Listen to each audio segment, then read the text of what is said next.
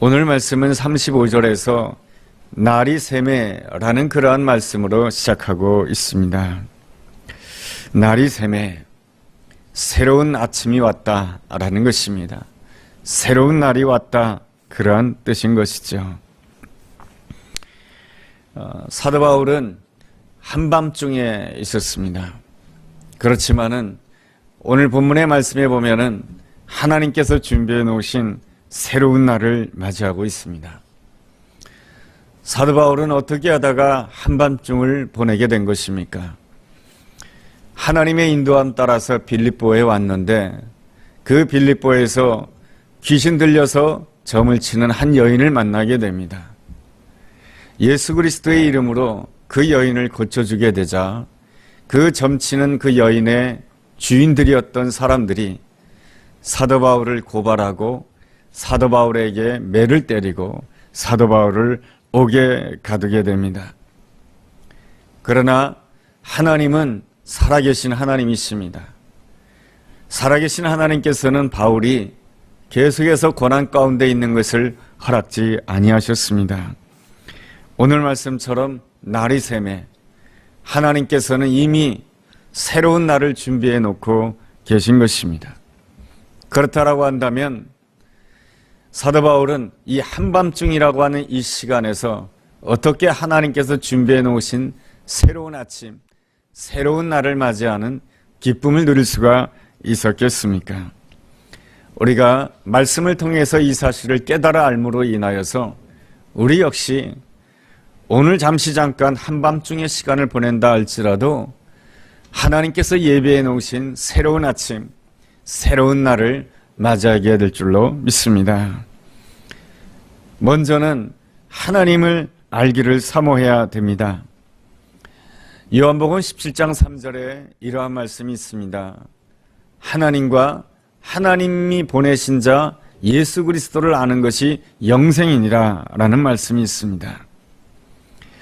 신앙생활을 한다라고 하는 것은 무엇입니까? 하나님이 어떠한 분인지를 알기를 사모하는 것입니다. 또한 하나님이 보내신 자 예수 그리스도가 어떠한 분이신지를 알기를 사모하는 것입니다.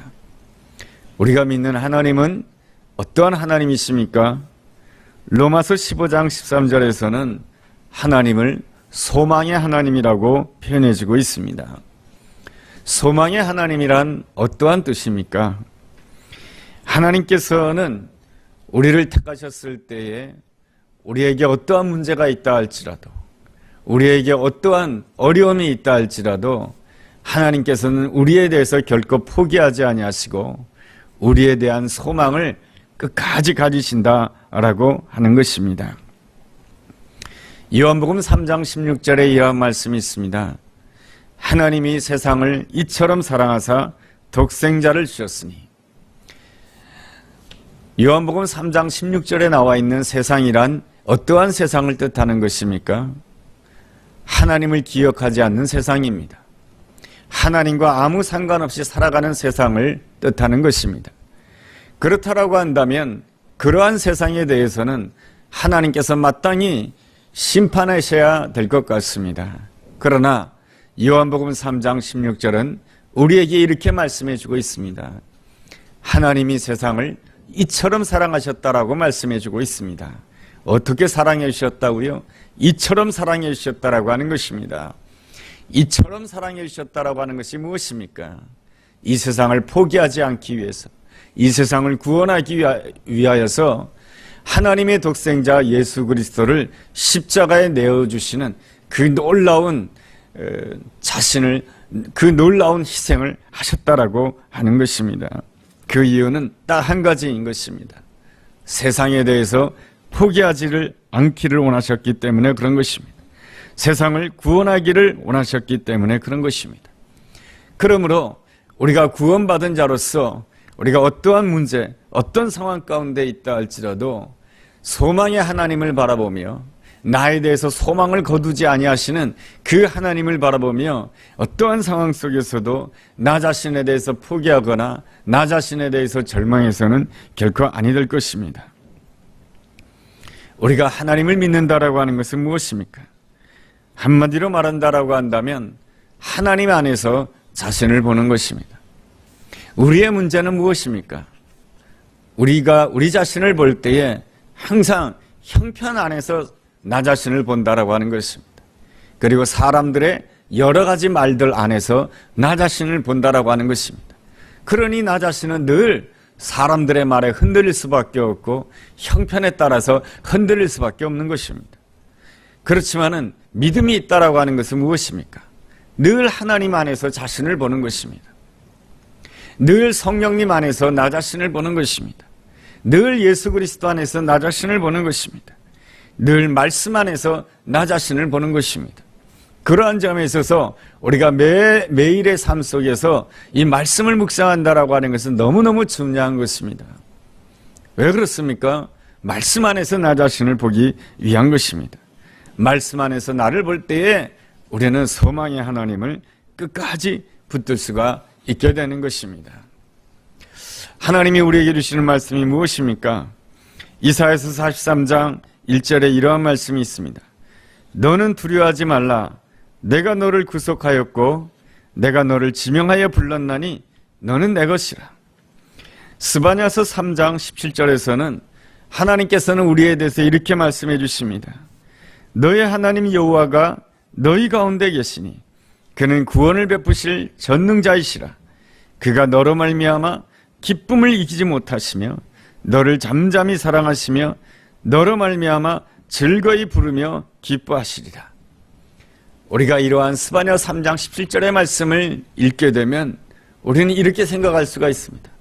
하나님께서 나를 너무너무 기뻐하신다고, 나를 너무너무 즐거이 부르신다고, 아무리 생각해봐도 내 모습을 보면은 하나님이 그렇게 기뻐하지 않으실 것 같습니다. 그렇지만 말이죠, 하나님께서는 우리를 보실 때에 우리의 현재 모습만 보시는 분이 아니십니다. 하나님께서 우리를 보실 때에 그렇게 우리를 보시면서 내가 너를 기뻐하노라, 내가 너를 사랑하노라 이렇게 말씀하시는 것은 하나님께서는 오늘 나의 있는 모습만 보시는 것이 아니고 앞으로 나에게 있어야 될 모습을 보시면서 그렇게 나를 부르시는 것입니다. 오늘 나의 모습이 형편이 부족하다 할지라도 하나님께서는 나의 모습 속에서 앞으로 있어야 될 모습, 하나님께서 앞으로 나를 만들어 가실 그 모습, 토기장이신 하나님께서 나를 좋은 그릇으로 만들고자 작정하시면서 나를 그렇게 보시면서 나를 향해서 기뻐하시고 나를 향해서 즐거워하신다라고 하는 것입니다. 사사기 6장에 그러한 내용이 있습니다. 기드온의 경우인 것이죠. 미디안 군대가 쳐들어왔습니다. 기드온이 어떻게 하고 있습니까? 전쟁이죠. 그 가운데 이 기드온이라고 하는 사람이 보여주는 삶이라고 하는 것은 그 전쟁통에 어떻게 하면 내 가족은 굶지 않고 살 수 있을까라고 하면서 그 포도주 틀 안에서 이 밀을 타작하는 모습이 기드온의 모습이었던 것입니다. 그저 평범한 사람인 것이죠. 그러나 하나님께서는 그에게 찾아와 주셔서 말씀을 해주십니다. 너는 큰 용사다라고 말씀해 주고 있습니다. 아무리 생각해도 숨어서 자기 가족만을 살리기 위해서 애쓰는 이 기드온이 큰 용사인 것 같지 않습니다. 그러나 하나님께서는 그를 향해서 너는 큰 용사다라고 말씀해 주고 있습니다. 그랬을 때에 이 기드온은 300용사를 가지고 미디안 군대 13만 2천 명을 물리치는 놀라운 역사를 감당하게 됩니다. 예수님께서 시몬을 볼 때도 그렇습니다. 시몬의 뜻은 갈대라는 뜻을 가지고 있습니다. 갈대의 특징이 무엇입니까? 늘 흔들린다라고 하는 것입니다. 상황에 흔들리고 사람의 말에 흔들리고 늘 흔들릴 수밖에 없는 인생이 시몬이라고 하는 인생입니다. 그러나 주님께서는 그를 보면서 지금 있는 모습, 시몬의 모습도 보지만은 주님께서 그에 대해서 무엇이라고 부르십니까? 너는 장차 게바라 하리라. 너는 베드로라 하리라. 너는 반석이라 하리라. 너는 어떠한 형편 가운데서도 흔들리지 아니하고 하나님께 영광 돌리는 사람이 될 것이다. 너는 어떠한 형편 가운데서도 흔들리지 않고 사람 낚는 어부로서 하나님께 영광 돌리는 놀라운 주님의 제자가 될 것이다. 이것이 바로 주님이 보는 아름다운 시각인 것입니다. 우리는 오늘 우리의 현실만 본다라고 한다면 너무나도 작고 초라할 수가 있습니다. 이러한 때에 주님께서 우리에게 찾아와 주셔서 주시고자 하는 그 말씀은 오늘 우리에게 있는 모습뿐만 아니라 장차 우리에게 있어야 될 모습, 그것까지도 보시면서 축복해 주시고 좋은 이름으로 불러주시는 분이 우리가 섬기는 놀라우신 주님이신 것입니다. 이러한 주님을 잘 알고 주님을 믿는 것이 진정한 믿음인 것입니다. 믿음이라고 하는 것은 무엇입니까? 하나님 안에서 나 자신을 보는 것입니다. 하나님 안에서 늘 나 자신을 제대로 보기 위해서는 믿음이 진짜 믿음이 돼야 되는데, 그 믿음이 진정한 믿음이 되기 위하여서는 믿음의 임계점을 넘어서야 되는 것입니다. 임계점은 물리학적인 용어인 것입니다. 물질의 한 성질이 다른 성질로 변화되는 그 시점을 임계점이라고 합니다. 물이 얼음이 된다라고 한다면 이 액체가 고체로 변화가 된 것이죠. 그 변화의 시점을 임계점이라고 하는 것이죠. 그리고 물이 뭡니까? 끓게 되면은 기체가 됩니다. 액체가 기체가 되는 것이죠. 그래서 그 변화되는 그 시점을 임계점이라고 하는 것입니다. 물리학에서는 그 임계점이라고 하는 표현이 있는데, 이 임계점이라고 하는 표현과 비슷한 표현 한 가지가 있는데, 사회학적인 용어로서 티핑 포인트라고 하는 단어가 있습니다. 이 티핑 포인트는 미국에서 나온 단어인데 이렇습니다. 미국의 사회는 말이죠, 한 마을에 이 100가구의 그 백인이 살고 있었다라고 한다면, 그 100가구가 살고 100가구의 그 백인들이 살고 있는 곳에 20가구의 흑인이 들어오게 되면 그 안에 있는 백인들은 어느 순간에 다 이사가 버린다라고 하는 것입니다. 이 참 미국의 그 좋지 않은 현실인 것이죠. 그 마을 안에 20%의 흑인만 입주하게 되면은 모든 백인들이 집을 다 팔고 전부 다 이사가 버린다라고 하는 것입니다. 이 티핑이라고 하는 단어는 깨진다라고 하는 표현인 것이죠. 그래서 이 티핑 포인트 역시 변화의 시점을 말하는 것입니다. 임계점이나 티핑 포인트나 다 어떤 것을 말하고 있냐 하면은 변화의 시점을 말하고 있는 것이죠. 믿음 생활에 있어서 가장 중요한 것은 바로 이 변화의 시점에 이르러야 된다라고 하는 것입니다. 어떠한 형편 가운데 있다 할지라도 예수 그리스도를 온전히 믿는 그 믿음, 이것이 바로 임계점에 이른 신앙이라고 할 수가 있습니다. 제가 좋아하는 말씀 가운데 하나가 로마서 8장의 말씀인데, 이 로마서 8장의 말씀은 다 아름다운 말씀입니다. 이 로마서 8장 31절에 보면 이러한 말씀이 있습니다. 하나님이 우리를 위하시면 누가 우리를 대적하리요. 로마서 8장 39절에 이러한 말씀이 있습니다. 그 어떠한 피조물이라 할지라도 우리를 그리스도 예수 안에 있는 그 하나님의 사랑에서 끊을 수 없다라고 말씀해주고 있습니다. 우리가 믿음의 임계점이 이른다라고 하는 것은 무엇입니까? 어떠한 형편 가운데 있다 할지라도 하나님이 나를 위하신다라고 하는 것을 믿는 것입니다. 나에게 어떠한 상황과 어떠한 문제가 일어난다 할지라도 그리스도 예수 안에 있는 그 하나님의 사랑에서 그 어떠한 것도 끊을 수 없다라고 하는 것을 믿는 것입니다. 이것이 바로 믿음의 임계점에 이른 아름다운 신앙이라고 할 수가 있는 것입니다. 우리가 왜 날마다 말씀을 묵상해야 되는 것입니까? 그것은 바로 믿음의 임계점에 이르기 위한 것입니다. 왜 우리가 날마다 기도해야 되는 것입니까? 믿음의 임계점에 이르기 위한 것입니다. 이 믿음의 임계점에 이르는 것을 신앙적인 표현으로 바꾼다라고 한다면 그 믿음의 임계점을 부흥이라고 부를 수가 있는 것입니다. 하나님께서는 이스라엘 백성들로 하여금 애굽 땅을 나오게 하신 다음에 곧바로 이 가나안 땅에 들어가게 하지 않으셨습니다. 40년 동안 광야에서 훈련을 시켰습니다. 왜 그렇게 하신 것입니까? 이스라엘 백성들로 하여금 믿음의 임계점에 들어가도록 하기 위한 것입니다. 이스라엘 백성들의 그 10년 가운데 부흥이 일어나도록 하기 위한 것입니다. 모든 이스라엘 백성들이 여호수아와 갈렙처럼 키가 큰 아낙 자손들 앞에서도 저들은 우리의 밥입니다. 하나님이 우리와 함께 하신다라고 한다면 우리가 능히 이길 수 있습니다. 하나님이 우리를 위하신다라고 한다면 누가 우리를 대적할 수가 있겠습니까? 그 어떠한 피조물이라 할지라도 하나님의 사랑에서 우리를 절대로 끊을 수가 없습니다. 이 놀라운 믿음을 가진 그 상태를 바로 믿음의 임계점이라고 하고 부흥이라고 하는 것입니다. 주님이 원하시는 것은 외적인 부흥이 있기 이전에 바로 우리의 심령의 부흥인 것입니다. 오늘 우리가 살아가는 삶이 이거 쉽지가 않습니다. 코로나로 인하여서 마음대로 모이지도 못하고 코로나로 인하여서 많은 사람들이 걱정하고 염려하고 있습니다. 하나님께서 이 시점에 정말로 원하는 것이 무엇입니까? 그것은 바로 우리의 심령의 진정한 부흥인 것입니다. 이 심령의 부흥이 있게 되었을 때 우리는 진실로 세상을 이기는 자가 되는 것입니다. 요한계시록 2장과 3장에 본다라고 한다면 하나님께서는 사도 요한을 통해서 7교회들에게 편지를 보내게 됩니다. 7교회에다가 편지를 보낼 때마다 그 편지의 마지막 부분에는 꼭 이러한 표현이 나옵니다. 이기는 자에게는, 이기는 자에게는, 이기는 자에게는.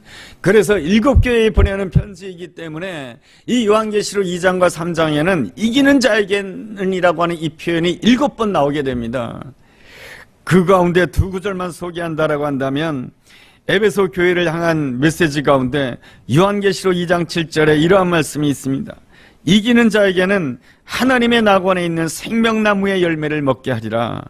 그리고 마지막 교회 라우디게아 교회를 향해서는 요한계시록 3장 21절에 이렇게 말씀해 주고 있습니다. 이기는 자에게는 내 보좌에 나와 함께 앉게 해주겠다. 내 보좌에 나와 함께 앉음으로 인해서 나와 함께 온 세상을 통치하는 권세를 주시겠다라고 하는 것이 이기는 자에게 주시는 놀라운 축복인 것입니다. 주님은 우리에게 임계점에 이르는 신앙을 요구하십니다. 우리의 신앙에, 우리의 심령에 진정한 부흥이 일어나기를 원하시는 것입니다. 이 심령의 부흥이 일어날 때에 우리는 어떠한 상황 가운데서도 흔들리지 않는 믿음의 반석에 세워진 자가 될 것이며 세상을 이기는 자가 될 수가 있는 것입니다. 그러한 아름다운 모습이 바울과 실라, 오늘 우리가 읽은 사도행전 16장에 나와 있는 바울과 실라의 모습에서 나오고 있습니다. 바울과 실라는 주님의 일을 하다가 옥에 갇혔습니다. 매에 맞았습니다. 너무나도 힘든 가운데 있었지만은 그들이 보여주는 모습은 실망하는 모습이 아니었습니다. 낭망하는 모습이 아니었습니다. 기도하는 모습이었습니다. 찬송하는 모습이었습니다. 어떻게 그럴 수가 있었겠습니까? 그들은 이미 믿음의 임계점에 도달한 사람인 것이죠. 그들은 이미 심령의 부흥의 역사가 일어난다라고 하는 것입니다. 하나님이 우리를 위하신다라고 한다면 그 어떠한 것도 하나님의 사랑에서 그 우리를 끊을 수 없습니다라고 하는 그 믿음이 있었던 것입니다. 하나님이 나와 함께 하신다라고 한다면 로마서 8장 28절의 말씀처럼 모든 것이 합력하여 선을 이룰 것을 믿습니다. 믿음의 임계점에 이른 신앙인 것입니다. 부흥이 있는 신앙인 것입니다. 그들의 그 심령은, 그들의 육체의 몸은 옥에 갇혔지만 그들의 심령에는 부흥의 역사가 일어나고 있었던 것입니다. 그들의 심령에 부흥의 역사가 일어나게 되었을 때 어떤 역사가 일어나게 됩니까? 옥토가 흔들리게 되고 전혀 열리지 않을 것 같은 옥문이 열려지게 되고 구원의 문이 열려지게 되는 놀라운 역사가 일어난 것입니다. 하나님께서 우리에게 베풀어 주시고자 하는 구원이 무엇입니까? 제일 첫 번째로는 죄사함의 은혜인 것입니다. 예수 그리스도께서는 우리를 위하여 십자가 지심으로 인하여서 우리의 죄를 사해 주셨습니다. 우리를 죄를 사해 주셨다라고 하는 것은 다른 말로 표현하면은 예수 그리스도의 십자가로 인하여서 우리를 받아 주셨다라고 하는 것입니다. 죄라고 하는 것이 무엇입니까? 하나님을 실망시켰다라고 하는 것입니다. 우리는 하나님을 실망시키는 것에 대해서는 별로 관심을 가지지 않습니다. 대신 무엇에 대해서 더 많은 관심을 가집니까? 혹시 사람들에게 내가 실망을 주지 아니할까? 혹시 부모님이 나에 대해서 실망하지 아니할까? 혹시 자녀들이 나에 대해서 실망하지 아니할까? 직장 동료들이 나에 대해서 실망하지 아니할까? 친구들이 나에 대해서 실망하지 아니할까? 이웃이 나에 대해서 실망하지 아니할까? 그런 것에 대해서는 전전긍긍할지 모르겠지만은 하나님이 나에 대해서 실망하지 아니할까? 그런 것에 대해서는 별로 생각을 하지 않는다라고 하는 것입니다. 이것이 바로 죄인 것이죠. 우리가 사람에게 내가 실망을 주지 아니할까? 그것 때문에 걱정하다가 우리는 정작 누구에게 실망을 드리는 존재가 되냐 하면은 하나님께 실망을 드리는 그러한 존재가 되고 마는 것입니다. 그래서 모든 사람이 죄를 범하였음에 하나님의 영광에 이를 수가 없었던 것입니다. 우리는 다 하나님께 실망을 드릴 수밖에 없는 존재인 것입니다. 왜냐하면 내 성품이라고 하는 것은 늘 이기적이고 내 성품이라고 하는 것은 늘 교만하기 때문에 하나님을 실망시킬 수밖에 없는 것입니다. 거룩하신 하나님을 실망시킬 수밖에 없지만은 우리 하나님은 소망의 하나님이십니다. 나에 대해서 소망을 거두지 아니하십니다. 나에 대해서 포기하지 아니하십니다.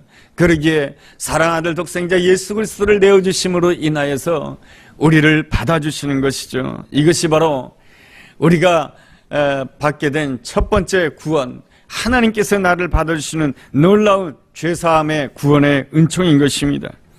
그리고 구원의 두 번째는 바로 예수 그리스도의 부활로 말미암아서 나의 삶 가운데, 오늘과 내일 가운데 하나님께서는 모든 것을 합력하여 선을 이루시는 역사로 나와 함께 하신다라고 하는 것입니다. 우리가 구원받았다라고 하는 것은 죄사함을 받았다라고 하는 것이며, 또한 동시에 하나님께서는 내 삶에 실패가 있었다 할지라도, 내 삶에 문제가 있었다 할지라도 그 모든 것들을 합력하여 선을 이루시는 하나님의 놀라운 구원의 역사로 나와 함께 해주신다라고 하는 것입니다. 이것이 바로 우리가 누리게 되는 바로 두 번째 구원인 것입니다. 그러므로 구원을 누리는 자는 어떠한 삶을 살아야 되는 것입니까? 후회가 없어야 되는 것입니다. 우리 삶에는 늘 후회가 있습니다. 지난 날을 돌아오면서 이렇게 하지 말았을까? 내가 지난 날에 좀 더 공부했을까? 내가 지난 날에 좀 더 지혜롭게 행동했으면 얼마나 좋았을까? 이렇게 하면서 지난 날에 대해서 후회하는 시간을 종종 가집니다. 그러나 진실로 믿음의 임계점을 누린 자로서 하나님의 구원을 누리는 자들은 후회를 하지 않습니다. 이랬더라면 얼마나 좋았을까? 이렇게 하지 않습니다. 대신 하나님께서 베푸신 구원의 은혜를 생각하면서 늘 이렇게 생각합니다. 하나님께서는 내가 문제가 있다 할지라도 하나님께서는 나를 기쁘게 받아주십니다. 하나님은 나를 사랑해 주십니다. 그리고 나에게 문제가 있다 할지라도 하나님께서는 얼마든지 이 문제를 통해서 합력하여 선을 이루시는 놀라우신 하나님이십니다. 이러한 고백을 통해서 오히려 날마다 오늘을 기대하고 내일을 기대하는 사람이 되는 것입니다. 과거에 대해서 후회하는 사람이 아니고 오늘과 내일에 대해서 기대하는 사람이 바로 진실로 구원을 누리는 사람이라고 할 수가 있는 것입니다. 바울과 실라가 그렇습니다. 그 두 사람은 복음을 전하다가 옥에 갇혔습니다. 그들이 후회를 할 수가 있었겠죠. 괜히 귀신 들린 여인을 고쳐주었구나. 괜히 이 일에 간섭함으로 인해서 우리가 오늘 이렇게 고생하고 있지, 후회하지 않았습니다. 하나님께서는 이 모든 상황을 통해서도 하나님께서는 모든 것을 다 합력하여 선을 이룰 것을 믿습니다. 그 마음을 가지고 하나님 앞에 기도하고 하나님 앞에 찬송한 것입니다. 이것이 바로 믿음의 임계점에 이른 자의 아름다운 신앙이며, 이것이 바로 그 10년 가운데 부흥이 일어난 자의 아름다운 신앙인 것입니다. 여러분의 10년 가운데는 부흥이 일어나고 있습니까? 여러분의 마음 가운데는 부흥이 일어나고 있습니까? 지난날에 대한 후회가 아직도 있다라고 한다면 아직까지 우리가 주님 앞에서 부흥을 체험하지 못한 사람인 것입니다. 10년의 부흥을 체험한 사람은 지난날에 대해서 후회를 하지 않는 것입니다. 왜냐하면 주님께서는 십자가 죽음 가운데서도 부활의 영광을 나타내시는 하나님이시기 때문에 그 하나님을 향해서 오늘도 기대하고 내일도 기대하는 것이 바로 심령의 부흥인 것입니다. 사도 바울은 지난 날을 후회하지 않았습니다. 그러기에 하나님께서는 그 사도 바울이 있는 그 자리에서 놀라운 역사를 행하시는 것이죠. 옥토가 흔들리게 되고 옥문이 열려지게 되는 놀라운 역사가 일어난 것입니다. 이러한 상황을 보게 되었을 때 제일 놀란 사람이 있습니다. 그 감옥을 지키던 간수였던 것입니다. 30절 말씀에 보면은 이 간수가 사도 바울을 향해서 외치고 있습니다. 내가 어떻게 해야 구원을 받을 수가 있습니까? 라고 이렇게 외치고 있습니다. 이 말은 무슨 뜻입니까? 내가 어떻게 해야 구원을 받을 수가 있습니까? 나는 항상 상황에 따라서 흔들리는 사람입니다. 나는 상관들이 나에게 무슨 말을 하냐에 따라서 그것 때문에 흔들리는 사람인 것입니다. 나는 옥문이 열렸을 때에 이제는 나는 죽었다고 생각했습니다. 왜냐하면 옥문이 열렸다라고 하는 것은 상황이 변했다라고 하는 것이죠.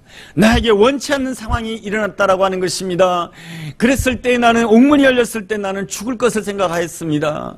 나는 이렇게 늘 보이는 것에 따라 흔들리는 인생이고 나는 보이는 사람에 따라서 늘 염려하고 두려워하는 인생인 것입니다. 나는 이렇게 살아가는 인생이 너무너무 지쳤습니다. 나는 이렇게 살고 싶지 않습니다. 당신들도 똑같이 그 옥에 갇히고 매를 맞고 어려운 가운데 있었지만은 당신들의 삶을 본다라고 한다면 흔들리지 않았습니다. 당신의 얼굴들은 소망이 넘치고 있습니다. 당신들은 보이는 것에 따라 흔들리는 사람이 아니고 보이지 않는 누군가를 섬기고 있는 놀라운 사람들입니다. 나도 당신이 믿고 있는 하나님을 믿을 수가 없겠습니까? 내가 어떻게 해야 구원을 받을 수가 있겠습니까? 내가 어떻게 해야 늘 흔들리는 삶 속에서 흔들리지 않는 삶으로 정말로 이 마음 가운데 평안함을 누리는 그러한 삶으로 담대한 삶으로 살 수 있겠습니까? 내가 어떻게 해야 구원함을 받을 수 있습니까? 이것이 바로 이 빌립보 간수의 질문이었던 것입니다. 이 빌립보 간수의 질문에 사도 바울이 어떻게 대답하고 있습니까? 31절에 이러한 말씀이 있습니다. 주 예수를 믿으라. 그리하면 너와 내 집이 구원을 받으리라. 주 예수를 믿으라. 이 말씀이 무슨 뜻입니까? 예수님을 주님으로 영접하라고 하는 것입니다. 예수님을 주님으로 영접하라고 하는 것이 무엇입니까? 이제까지는 항상 너 자신만을 위해서 살았다라고 한다면 예수님을 주인으로 섬기라고 하는 것입니다. 다시 말하면 예수님을 위하여서 살라고 하는 것입니다. 주님을 위하여 살라고 하는 것입니다. 그럴 때 너의 삶 가운데 구원의 역사가 이르게 된다라고 하는 것입니다. 내가 예수님을 주님으로 영접했습니까? 내가 예수님을 주님으로 영접한다라고 하는 것은 무엇입니까? 더 이상 나 자신을 위해서 사는 것이 아니고 예수님을 위해서 살겠다라고 하는 결심을 가지는 것이 주 예수를 믿는 것이죠. 세상은 늘 말합니다. 너 자신만을 위해서 살라고 말이죠. 자신만을 위해서 산다고 해서, 나 자신만을 위해서 산다고 해서 내가 구원받을 수 있을까요? 어떤 여인에게 어려움이 생겼습니다. 자신만을 위해서 산다라고 한다면 그 여인이 구원함을 받을 수가 있겠습니까? 그렇지 않아요. 그 여인이 그 힘든 상황 가운데서도 이겨나갈 수 있는 가장 중요한 이유가 있습니다. 그 여인에게는 두 자녀가 있었습니다. 내가 없으면 이 두 자녀가 죽지. 이 마음 때문에 두 자녀를 위하여서 헌신하다가 보니까 누가 살게 됩니까? 두 자녀가 살고, 두 자녀가 살다가 보니까 누가 살게 됩니까? 어머니가 살게 되는 것입니다. 만약에 어머니가 자기 자신만을 위해서 산다라고 한다면은 자녀들도 죽을 것이며 어머니도 죽을 것입니다. 여러분, 하나님께서 우리 인간을 창조하실 때 그렇게 창조하신 것입니다. 그러므로 나 자신만을 위해서 살게 되었을 때는 나도 흔들리게 되는 것이고, 나도 넘어지게 되는 것이고, 나도 절망 가운데 빠져 들어가게 되는 것이며, 내 옆에 있는 사람도 절망 가운데 빠져 들어가는 것입니다.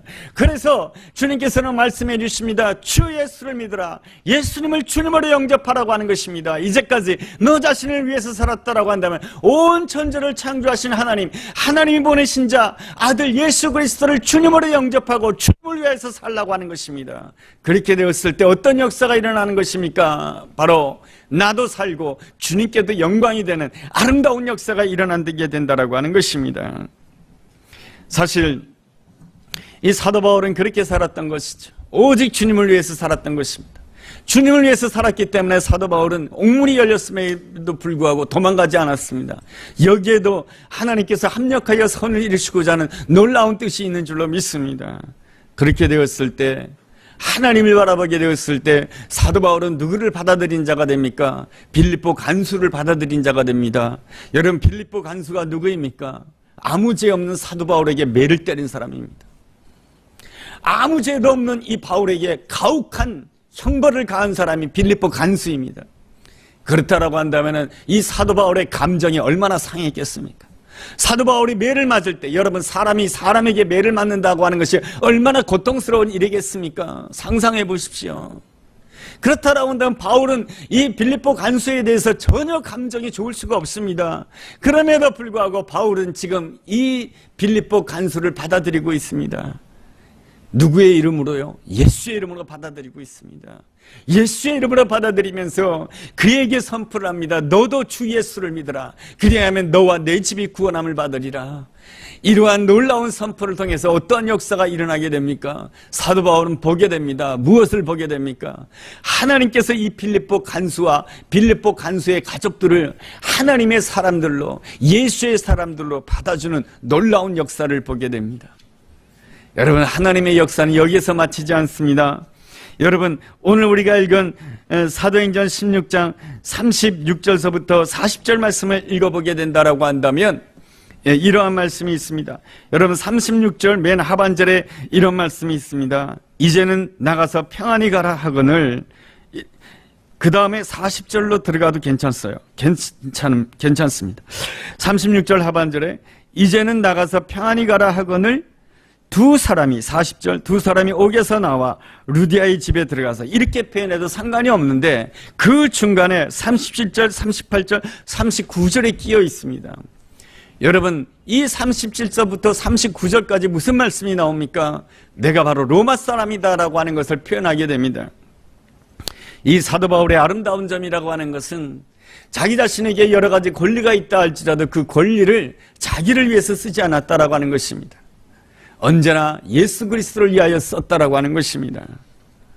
사도 바울이 이 빌립보 감옥에 갇힐 때에 갇히기 전에 말할 수가 있었을 것입니다. 매를 맞기 전에 말할 수가 있었을 것입니다. 나는 로마 시민입니다. 나는 정당한 재판을 받아야 될 사람입니다. 이렇게 말했다라고 한다면은 이 사도 바울은 결단코 매도 맞지 아니했을 것이며 감옥에 갇히지도 아니했을 것입니다. 그런데 그때는 아무 말도 하지 아니했습니다. 오직 모든 것을 하나님께 맡겼기 때문에 그런 것입니다. 오직 하나님만을 바라보고 자기가 로마인이라고 하는 그것조차도 잊어버렸던 것입니다. 그 정도로 하나님을 바라본 사람이 사도 바울인 것이죠. 그 심령에 부흥이 일어났기 때문에 그럴 수가 있는 것입니다. 그런데 이제 풀려나게 되었을 때 자기 자신을 로마 사람이라고 표현하고 있습니다. 그때 생각이 난 것이죠. 자기 자신을 로마 사람이라고 표현을 하게 되자 빌립보 감옥에 있던, 빌립보에 있는 그 관리들이 다들 놀라게 됩니다. 큰일 났다라고 하는 것이죠.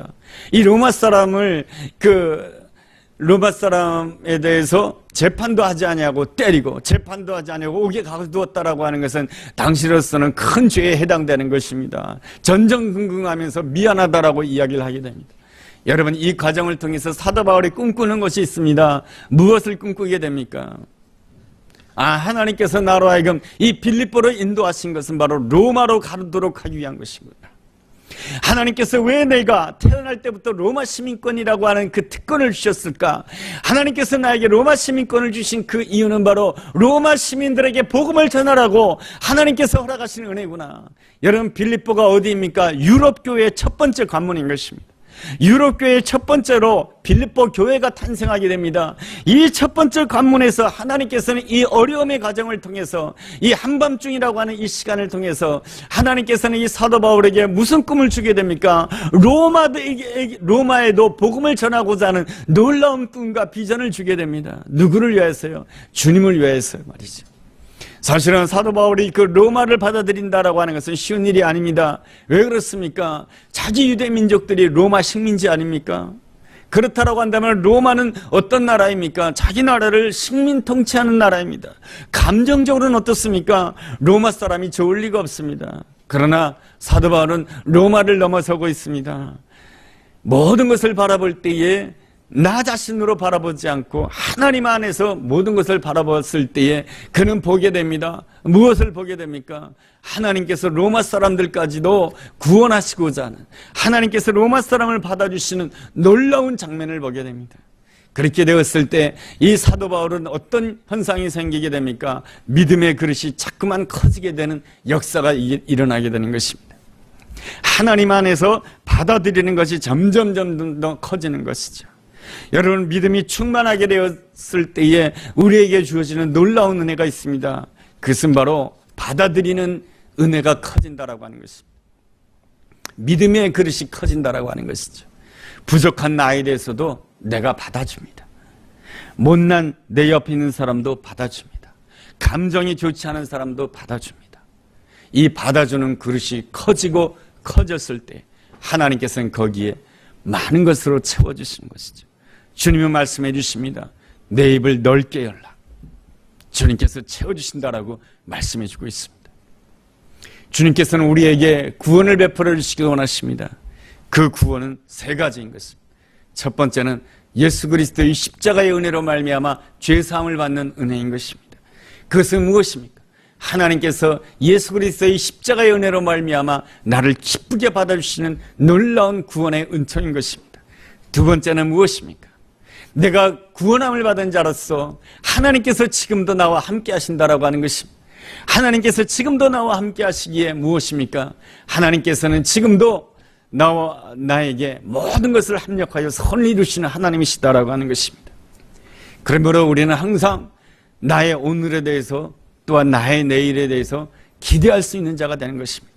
나의 오늘과 내일에 대해서 점점 소망이 커지는 것이죠. 이것이 바로 두 번째 구원의 놀라운 축복인 것입니다. 그리고 세 번째 구원의 축복은 무엇입니까? 바로 내가 이렇게 하나님께 받아들여지고 내가 이렇게 하나님이 함께 하시는 모든 것이 합력하여 선을 이루시는 놀라운 구원의 역사와 함께 할 뿐만 아니라 나에게 이러한 놀라운 축복을 주신 이유는 하나님께서 나를 통해서 다른 사람을 받아들이라고 하는 것입니다. 이것이 바로 예수님을 주님으로 고백한 자, 예수님을 주님으로 모신 자에게 주어지는 놀라운 구원의 축복인 것이죠. 우리가 이러한 은혜를 누리기 위해서 우리에게 있어야 될 것은 바로 믿음의 임계점을 돌파하는 것입니다. 우리의 심령에 부흥이 일어나야 되는 것입니다.